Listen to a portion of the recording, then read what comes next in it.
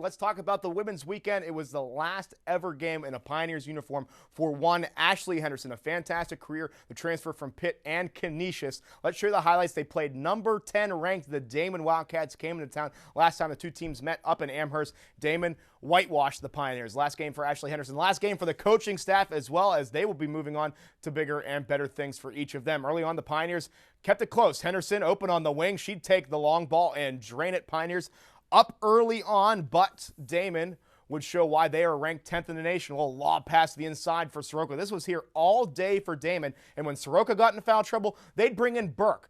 Another lob pass there off the glass and good over Henderson. How about some more Burke? Again, just when it was there, they did it very well.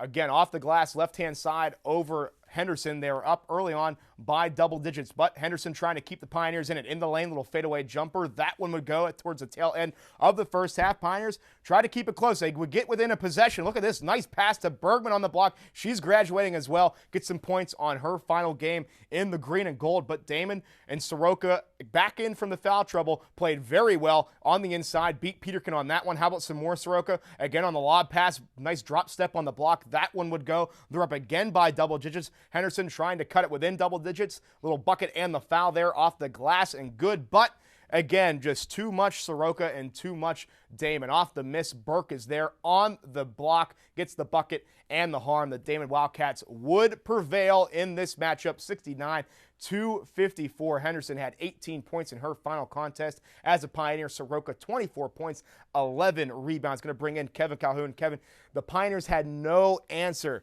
to the inside game of Daemen. Even though Peterkin had a good game offensively, could not stop Soroka, could not stop Burke. Yeah, the Pioneers had the same problem everybody else in the AMC had this year. How do you stop Sarah Soroka? She seems to be the AMC Player of the Week every week, and she did it again.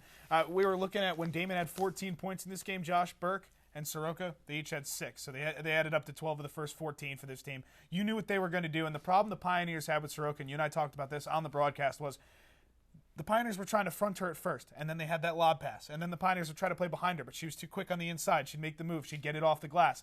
She's the all-in-one package on the inside. She can step out and hit those jumpers, and we didn't see her utilize it that much, but we saw her step out and pump fake and then drive the lane, and it's so hard to stop for a team with a player like her. Let's talk about Ashley Henderson a little bit, Kevin. Just a fantastic career here at Point Park University, an all-around player, a coach's player, somebody that you would really want to have on your team. What are some of your fondest memories of Ashley Henderson? Oh, well, yeah, she's absolutely a player that you want to build your team around. She's the kind of player that she wants the ball in her hands. We saw that first game of the year against Ryle. The ball didn't drop, but she wants the ball in her hands at winning time. And that's the kind of player that you're losing with Ashley Henderson. You want to build a team around her.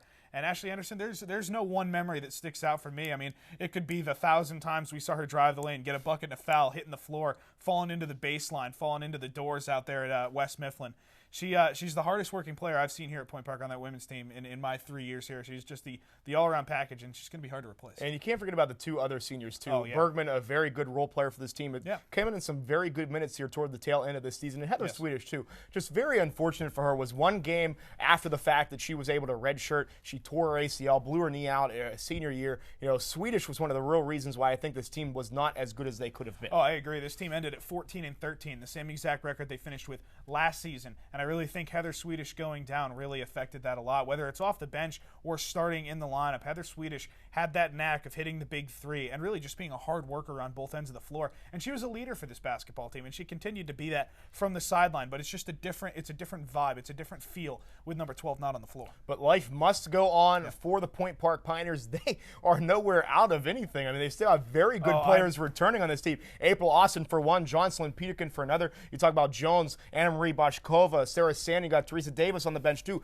Players that can really come in and contribute for this team very soon for whoever's going to be the coach, too. We don't know who that's going to be yet. Oh, yeah. I mean, you're looking at six parts of this team, the 3 coaches and the 3 seniors moving away from this team. This is going to be a completely new-look team next year. But I'll tell you what, Josh, if Jocelyn Peterkin even takes half the stride that she took last offseason and continues to become a better player, you're looking at a very dangerous post presence in the AMC. Jocelyn Peterkin, she closed off this season very, very strong. And then Sarah Sandin, we saw her really come alive on the offensive end of the floor toward the end of the season. You know what April Austin brings. She heated up toward the end of the year. We know how badly she struggled throughout the middle half of the season this year. This could be a very dangerous team next year if they can put everything together. They have some very, very good young talent, especially yes, with they do. Sandin and Boschkova. If whoever is that coach for next season could come in and just get some potential out of these players. They have